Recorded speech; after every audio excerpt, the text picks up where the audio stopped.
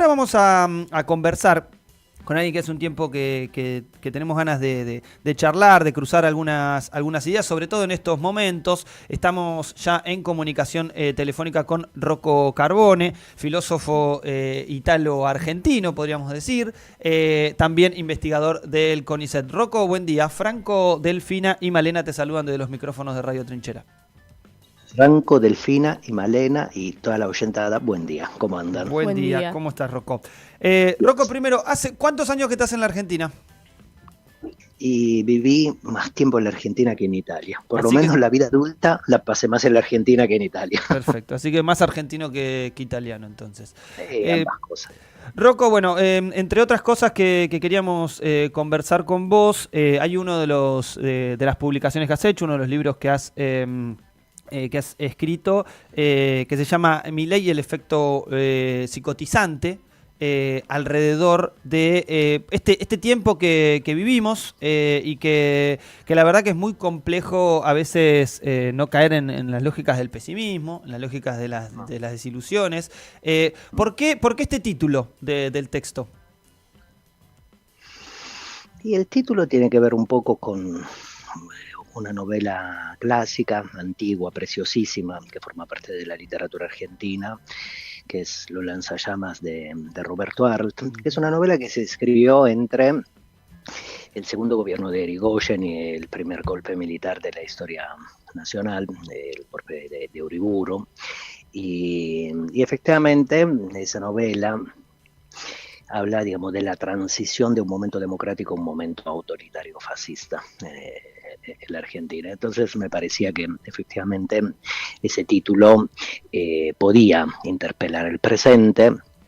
Y además, cada vez que escuchamos hablar al presidente Milei, es como si lanzara permanentemente de la boca llamas, ¿no? En contra de la sociedad, en contra de la Argentina y sobre todo en contra de las clases sociales que organizan su vida, su existencia alrededor del trabajo, ¿no? El presidente Milei lanza permanentemente llamas y además son llamas destructoras, ¿no? Destructora de la social, destructora del trabajo, destructora de lo común, de lo concurrente, de lo social, de lo nacional popular. Quieren cerrar el Garrahan, que es un hospital de alta complejidad que se ocupa de enfermedades de alta complejidad de nenes, de la infancia. Vemos formas represivas permanentes los días miércoles en la Plaza de los Dos Congresos en contra de otra franja frágil como las terceras edades, los jubilados y las jubiladas. Bueno, entonces me parece que este título podría efectivamente dar cuenta de la especificidad de este momento político. Tal cual. Rocco, con respecto a la categoría tan discutida en esta etapa, y también veía una entrevista que te hacían a fines de 2024 en página 12, en la que planteabas, además de la presentación del libro, planteabas que hay que organizar una fuerza antifascista. Bueno, naturalmente esto surgió y principalmente luego, por lo menos del primer discurso de Davos, al menos con una expresión callejera, ¿no? Después podemos problematizar alrededor de la conformación o no de estas instancias como fuerza. ¿Por qué la característica de fascismo sobre esto, sobre todo para algunos sectores que plantean que esto no es fascismo o querer asemejar todas las cuestiones clásicas, ¿no? Siempre hay sectores estúpidos de la sociedad. Cuando empleo la palabra estúpido no estoy formulando un improperio. Solo quiero subrayar enfáticamente. La palabra estúpido quiere decir, alude a una persona, como puede ser uno mismo muchas veces, que efectivamente carece de racionalidad. Entonces hay siempre sectores sociales estúpidos que entienden las formas categoriales vinculadas con la lengua, con la cultura, con la política, con la teoría política de manera estrictamente literal. Y entonces de fascismo pensás en Mussolini era pelado y como lo mirás a Milei es pilífero, entonces no se puede hablar de fascismo porque uno es pelado y otro es pilífero. Esa es una estupidez, ¿no? O sea, hay que historizar las categorías. La democracia actual no se parece a la democracia de los griegos y no por eso decimos, entonces no es democrático, no es democracia, ¿no? En cuanto al fascismo, hay que entender que el fascismo es un poder, es una categoría, es un nombre que nombra a un poder transhistórico. Esto quiere decir que el fascismo en la época de entreguerras en Europa se llamó a sí mismo fascismo, pero que hay poderes políticos que tienen una operatividad parecida, homóloga al fascismo clásico, sigiloso, del siglo XX entre la Primera y la Segunda Guerra Mundial, que no se llaman a sí mismos fascismos, pero que operan como ese fascismo arqueológico o clásico. Y el fascismo, como te digo, a lo largo de la historia de la humanidad siempre hubo fascismo, desde la Comuna de París o desde Caín y Abel, te diría. Ahora, la pregunta es ¿cuándo aparece el fascismo o cuándo puede aparecer? Aparece en general en los momentos de crisis económica, crisis sociales profundas, crisis medioambientales. Hoy en día en el mundo que habitamos hay tres tipos, los tres tipos de crisis se verifican al mismo tiempo, ¿no? Sí. Medioambiental, social y económica. Ahora, el fascismo está atado siempre, de alguna manera, al comportamiento de una clase social, que es la clase media. Y en los momentos de crisis, sea social, económico, medioambiental, ¿qué hace la clase media? Se referencia en esa clase que por narrativa, que por acción, le inspira confianza. Y la clase social, que a la clase media, la pequeña burguesía le inspira confianza en general, es la clase propietaria, o sea, la clase que organiza su vida alrededor de la gran propiedad, no del departamentito tuyo de 50 metros cuadrados o el mío de 30 o del Clio, sino de la clase que organiza su vida alrededor de la gran propiedad, que es una propiedad que ha sido constituida afanando la riqueza creada por las clases trabajadoras. Muy ligada incluso a esta lógica del éxito, ¿no? También. Sí, claro, al éxito, a la meritocracia, al capitalismo, a la vida capital que vivimos, al consumo aberrante, a destruir a otro, esclavizar a otro, en fin. Ahora, la clase media es una clase que es capaz de grandes impulsos, de grandes entusiasmos, pero es una clase sin resistencia, eso hay que tenerlo claro. Y también la clase media, los estados de ánimo de la clase media son siempre muy cambiantes, son rápidos, son violentos. Quiero decir que la clase media se puede referenciar o en la emancipación, la patria grande, digamos, o en la reacción. ¿Por qué digo esto? Porque ante la crisis de la Primera Guerra Mundial, la crisis de la pandemia, la clase media se distrae de la emancipación, se puede distraer de la emancipación y busca salvación en la reacción, que es el campo del fascismo. Ahora, si la herramienta de la emancipación no se mantiene firme, si no es lo suficientemente decidida para guiar las expectativas y las esperanzas de la grande mayoría populares y se bandea hacia la socialdemocracia, la clase media, ¿qué hace? Se referencia en la reacción en el campo del fascismo y arrastra a grandes sectores de las grandes mayorías trabajadoras que buscan salvación en la reacción, en Milei, en tipos como Milei. Y mira, digamos, qué sé yo, esta experiencia política que se llama La Libertad Avanza, cuando surgió en un momento de crisis, no argentina, siquiera latinoamericana, sino mundial, que fue el momento pandémico. Y te digo la última cosa, y luego, qué sé yo, hagan todas las preguntas que quieran sobre las estupideces que trato de decir. El fascismo, cuando hablamos de fascismo, no hablamos no hablamos nunca de una abstracción, hablamos de un sistema, subrayo la palabra sistema, de un sistema vivo de relaciones de clase. Y ese poder para organizarse, ¿qué necesita? Necesita del Estado, necesita ocupar el Estado. Milei ha organizado una fuerza que ha ocupado el corazón de la estatalidad. Y al mismo tiempo, ¿qué hace? Organiza una cultura destituyente de la estatalidad. O sea, te dice que el Estado es malo, pero ellos lo ocupan para hacer los negocios, y eso es, ese es el principio psicológico, cognitivo y político principal del fascismo. ¿Saben dónde lo pueden encontrar ese principio, si quieren, históricamente? En el dintel de Auschwitz, de un campo de concentración que hoy en día es un memorial, que atravesando la puerta, ese dintel de la puerta principal de Auschwitz, vemos una pequeña oración que dice Arbeit macht frei, el trabajo te hace libre. Bueno, en nombre del trabajo, los nazis te mandaban a un horno crematorio, te mandaban a un campo de concentración, te esclavizaban. Bueno, eso es la operatividad principal del fascismo, hacerse del Estado y crear para la sociedad una cultura destituyente, negadora de la estatalidad. Milei es presidente de la nación y te dice que el Estado es malo y quiere reconvertir lo público, lo social, lo común en negocio para las clases, para nuevas clases sociales, monopolios globales, absolutistas, totalitarios, que se quieren aprovechar de lo común, de la soberanía nacional, podríamos decir, de lo propio. Rocco, ¿cómo estás? Delfina te saluda. Me surgía preguntarte en esta descripción que vos hacés de la clase media argentina y digamos, de esta forma, de la si clase media, Delfina, no solo de la clase media. Bueno, está bien, tenés razón, de la clase media, y justamente te quería preguntar por eso. ¿No encontrás particularidades de la Argentina? Digo, porque muchas veces lo que se habla, ¿no? Cuando se habla de este país, se dice, bueno, a diferencia de otros países, tuvo peronismo, ¿no? Digo, como una frase quizás común, ¿no? O de el fenómeno particular de la Argentina. En esto que vos reflejás justamente como una forma común de actuación de la clase media en el mundo, ¿no encontrás particularidades en este país? Y si las hay, ¿cuáles indicás? Sí. Indudablemente, digamos, el peronismo es la singularidad nacional. Eso como primer punto.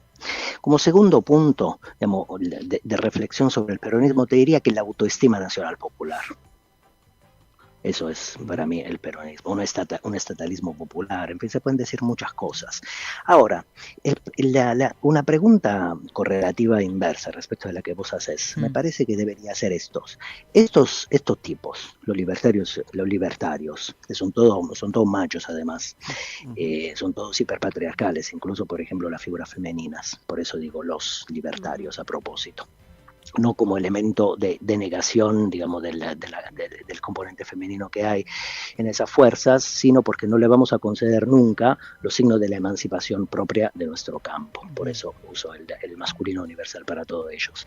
Ahora, volviendo a tu pregunta, los libertarios, ¿qué pretenden hacer con el peronismo? Desaparecerlo. Lo digo así a propósito, sí. Con esta palabra fuerte, dolorosa para el campo de la emancipación.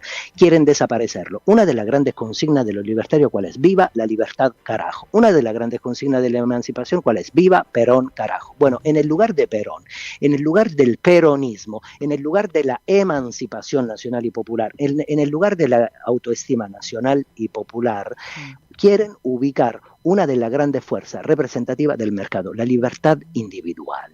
Eso, digamos, si esto que digo se acepta, Delfina, me parece que lo que tenemos que reconocer es que vienen a destruir una civilización, un momento civilizatorio nacional y popular, un momento de civilización singular de la Argentina, y quiere reconvertirla efectivamente en otra cosa.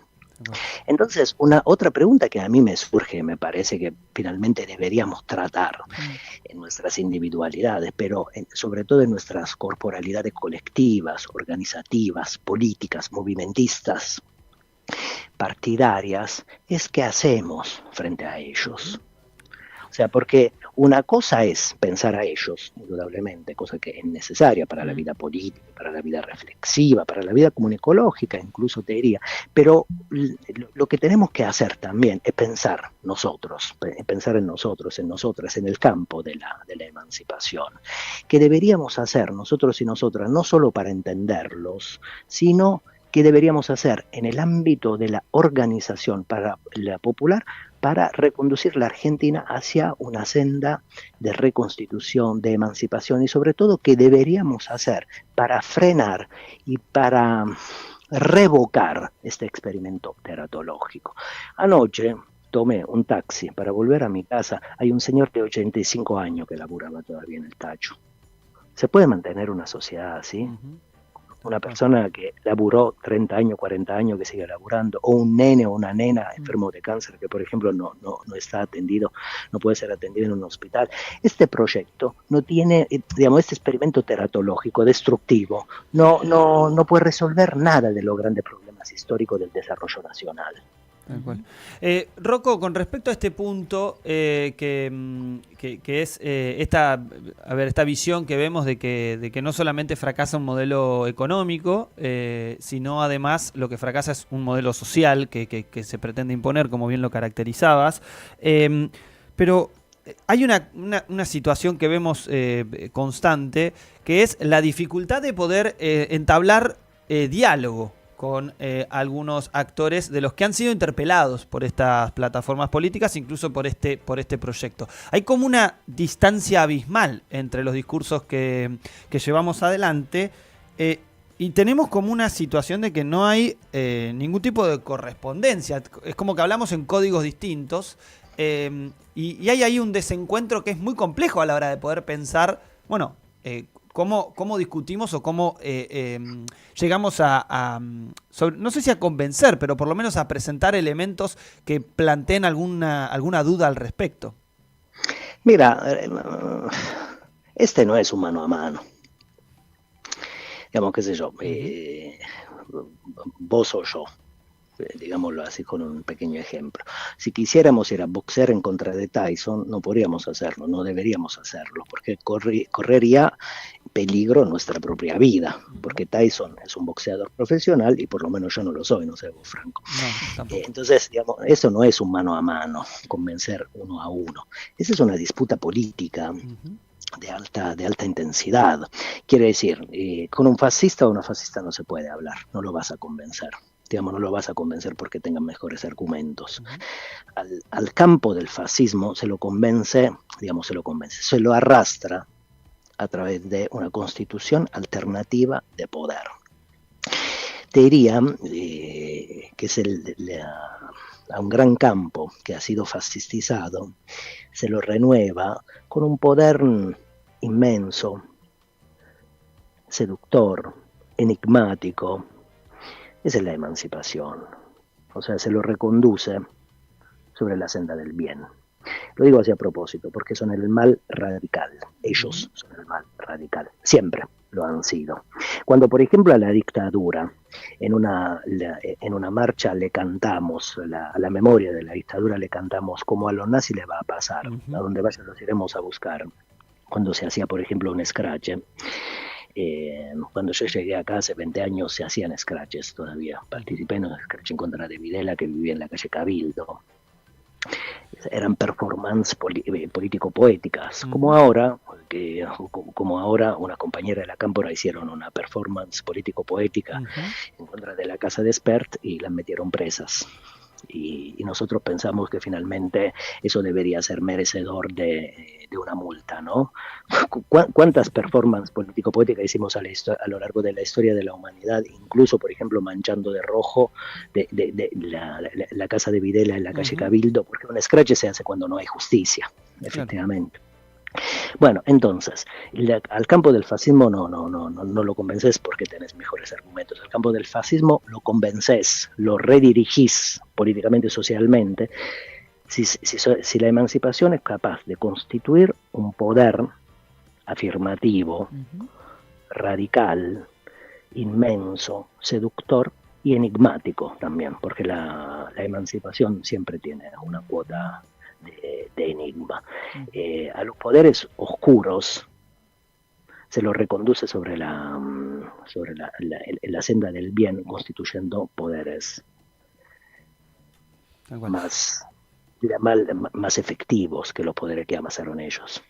Rocco, con respecto a algo que planteas en el libro, que hacíamos referencia al comienzo y que me parece que también es parte de esta etapa, lo nombrabas recién cuando hablabas de que, bueno, ellos dicen que el Estado es el mal, pero desde los instrumentos del Estado no solamente construyen poder, sino además generan parte de su plafón de poder. En relación a eso, estos mensajes que vos decís en el libro, mensajes contradictorios, ¿no? Efectos contradictorios, y planteás algo así como, bueno, el objetivo, al fin y al cabo, además, es volvernos locos.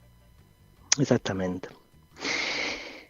Mira, dos cosas te voy a decir.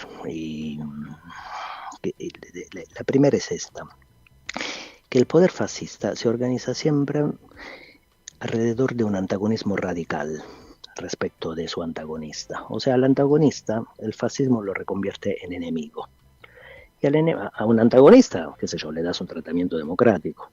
Al enemigo le das un tratamiento desaparecedor, un tratamiento de cárcel o un tratamiento de persecución extrema para que pierda la vida.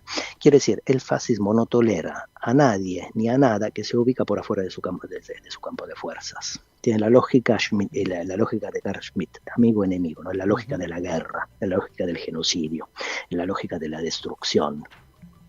Porque la vida democrática, ¿cómo se organiza? Porque para entender el fascismo hay que entender la vida democrática, ¿no? Vos pensás algo distinto a lo que pienso yo, debatimos un poco, a lo sumo incluso nos carajeamos, pero digo, vos vas a tener una dignidad inherente respecto de tu pensamiento, yo la mía, pensamos de manera distinta, pero convivimos. El fascismo, en cambio, digamos, esto no lo puede tolerar. Si ve a alguien que piensa distinto de él, trata de, digamos, inhibirlo matándolo, metiéndolo preso. Digo, mira a Cristina, mira a Milagrosa, mira a las compañeras de la Cámpora. O sea, el fascismo desarticula la vida democrática. ¿Y cómo se organiza? Se organiza alrededor de un principio que es la contradicción esencial, la contradicción sistemática. Te dice siempre dos cosas al mismo tiempo que entre sí chocan. Te dice al mismo tiempo, te quiero, te odio. ¿No? Te dice, por ejemplo, qué sé yo, Milei cuando estaba en campaña decía que el actual ministro de Economía era un chorro, un mesadinerista, un solicitador serial de deuda. Gana las elecciones y a quien pone como ministro de Economía al chorro, al mesadinerista, al solicitador serial de deuda.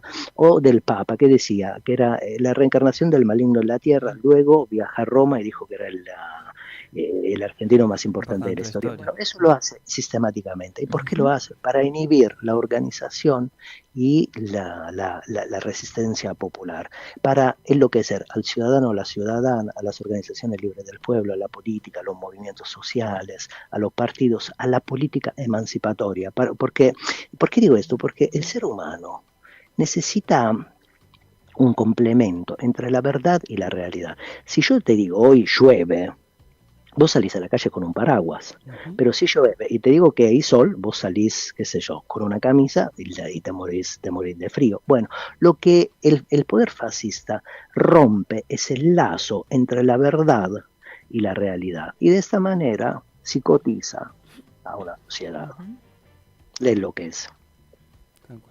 Rocco, bueno, muchas gracias por el tiempo, por dejarnos un poco, me parece, pensando y tomando, ¿no?, categorías que es interesante tener a la hora de poder entender, no solo la realidad, entenderla, comprenderla, sino también actuar, que es un poco, me parece, que el llamado que estás haciendo. Tesis 11 de Marx. La realidad no debe ser solo entendida, sino debe ser modificada. Sobre todo la realidad oscura que vivimos. Gracias a ustedes. Un saludo muy grande, abrazo, Rocco. Gran jornada. Hasta luego. Gracias.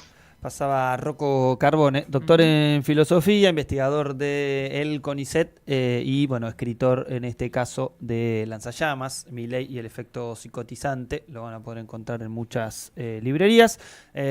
Reflexiones alrededor de esta etapa y la necesidad de sentarnos a pensar, ¿no? Que es esto de no sentarnos exclusivamente a angustiarnos de las realidades que ocurren. Nosotros muchas veces lo hablamos en las notas cuando decimos... Que es un pesar todo el tiempo traer malas noticias. Lo importante también es pensar cómo salimos de esas malas noticias y que no puede estar exclusivamente pensado en la victoria electoral, ¿no? Como solo terreno de clave de la derrota política de este proyecto que se impuso, no solamente por la vía electoral, sino además se está dando un nivel de discusión ideológica en todos los lugares. Y me parece a mí la necesidad de poder pensarnos en categorías, en términos históricos, en reflejos, en momentos, porque me parece que también algo que tiene esta moda, este modelo fascista de actuar en la política es en esta sensación, esto me parece muy clave lo que él dice de lo psicotizante, ¿no? Que es esta sensación generalizada de estamos todos locos o qué está pasando. Me parece que por algo también ataca, ¿no?, a las ciencias sociales, porque poder pensarnos más allá de nuestra experiencia personal o más allá del momento presente y entender que hay formas del poder que actúa y que ha actuado de la misma forma a lo largo de la historia, formas de resistencia que han existido y que es necesario retomar o que no, pero que digo, me parece que poder pensarnos en una cosa mucho más amplia que el hoy es algo que nos quieren quitar y a lo que nosotros tenemos que volver, tenemos que poder pensarnos, digo, porque después uno lee a gente que obviamente tiene mucho más conocimiento o lectura, lo que sea, que otros y dice, esto me cierra, esto es lo que yo creo, esto es lo que yo siento, esto es lo que digo, y me parece que eso es importante también, ¿no? Volver a tomar esa cuestión de la formación política, pero no la formación política porque me leo 40 libros, sino la formación política en el sentido de... Que te despierta algo, que una te ayuda pregunta. a pensar, que te ayuda a pensarte y a pensar en colectivo. Me parece que eso es muy importante y por eso también es tan interesante esta entrevista con Rocco en un programa lleno de entrevistas, se reían ahí Juan y Orne, porque hemos tenido más entrevistones. Tenemos para meter Infofarco de acá 3 meses, más o menos, con la cantidad de entrevistas que hicimos en el día de hoy. Así que muy bueno, muy buen programa. Gracias a ustedes por acompañarnos, porque la verdad que la audiencia se nota que acompañó el buen programa Sí, y que muchas lo gracias fue. por todos los mensajitos que han mandado.